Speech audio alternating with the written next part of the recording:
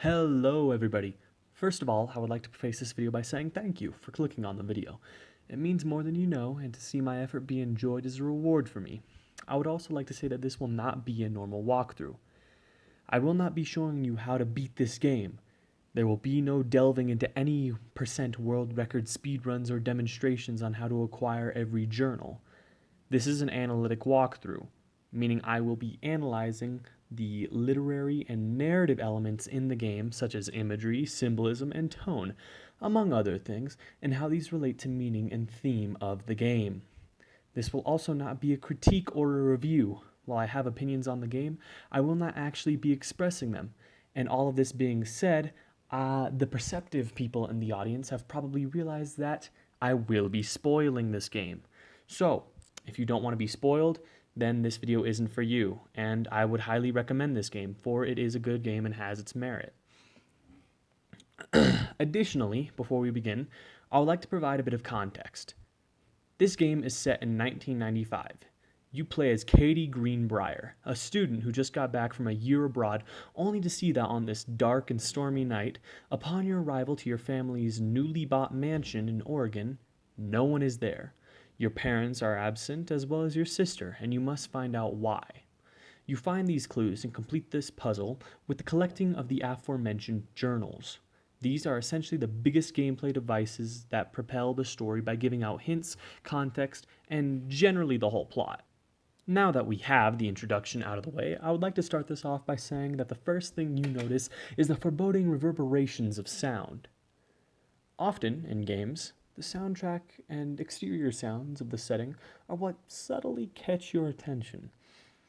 The first sound you hear is that of lightning. This sets up a very grim and ominous entrance and ambiance, as well as push the overall tone of the game to be one of mystery and abject fear. In literature as well, lightning is generally used as a foreshadowing device to insinuate a dark and not so happy ending.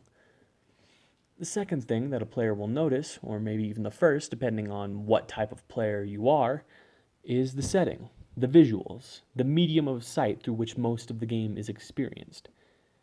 This particular setting is a dark mansion in the middle of nowhere, typically suggesting the emptiness and grim surroundings the place possesses, as well as a horror mechanic used in other games such as Resident Evil, and even horror movies such as Crimson Peak.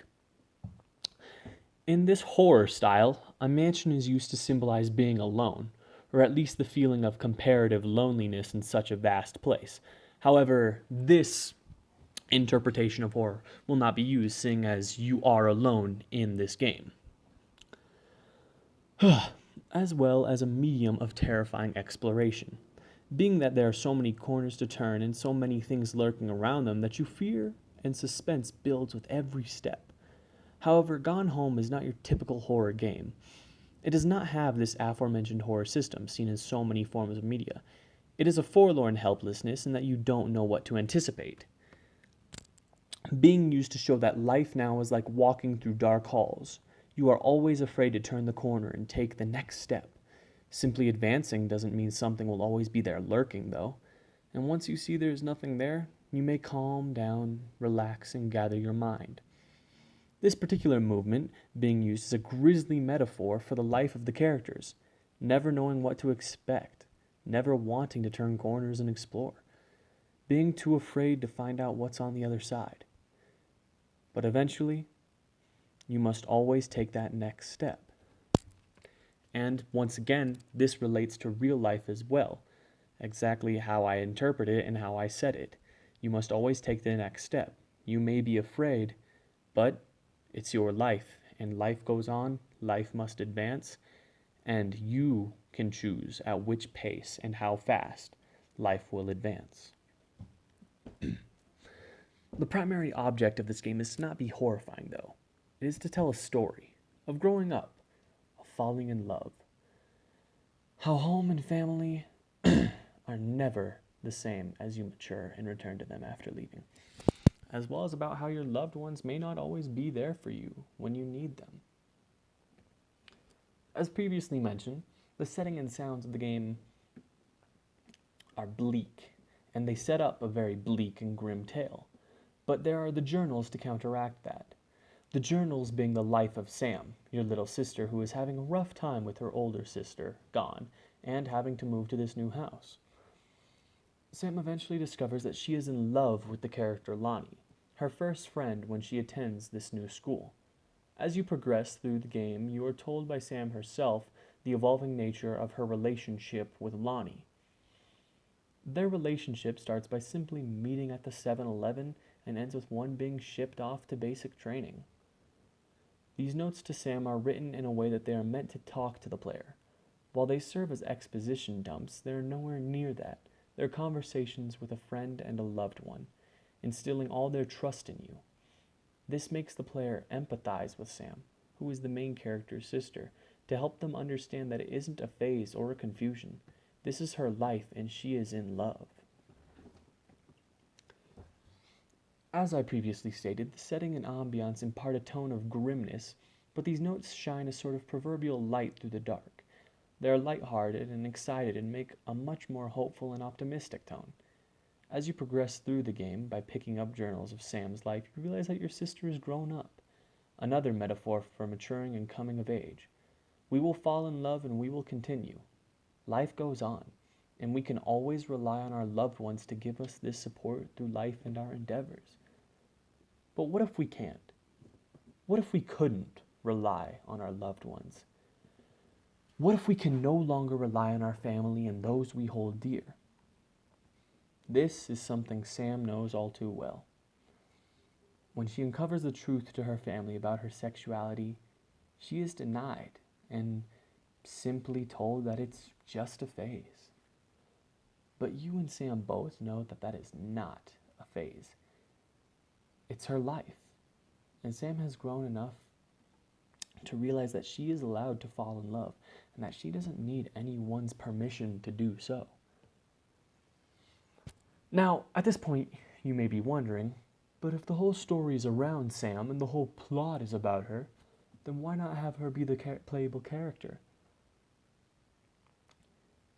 This is because as humans, we need to learn to adjust, to play a role and not be so self-centered. We must care for our family because life is not a game, it's a story. Much like Gone Home itself. It isn't a game so much as it is a story. It is a story told through the medium of a game. Now, many criticize this game for being nothing more than a walking simulator, but not realizing that that is just what life is, both literally and figuratively. Life is just a walking simulator, doing day-to-day routine tasks. This game is a personification of life, and many would dislike it because they realize that they want to escape this too realistic ordeal. They don't want to relate because as soon as they relate, they acknowledge their own menial, monotonous life. They do not want to acknowledge that they relate to a game just by advancing, walking, moving forward. Figuratively, however, it represents taking life step by step, piece by piece, that when you don't know what to do, you can keep moving forward.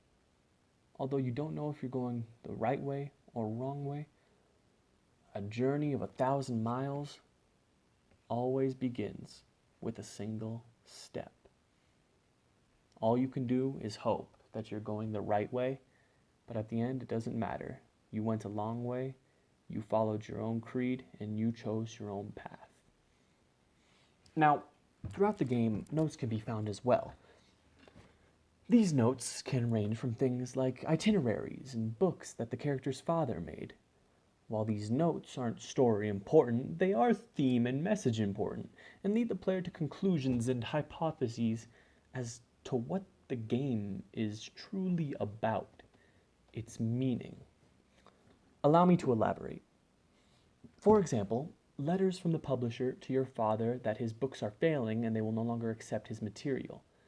This is used to propel the message that those you idolize and look up to are not flawless and don't always have a plan. We can also see various liquor glasses in his study to show that we are all men and eventually we all resort to our baser impulses and our desire to escape. And that's exactly what everyone in the game wanted. You are Katie, returning from a year abroad. You wanted to escape your monotonous life. Sam wanted to escape her family and find love. The player wants to escape the real world by delving into games, but it all comes full circle into that eventually it's all a walking simulator and it's all about moving forward. There's no stopping that. You can never stop the progress of time or of life. And Sam's father uses this, or well, your father uses this in a far too extreme sense, in that his only escape, his desperate plea, is that of alcohol, in the undeniable truth that he is failing, not only himself, but his family.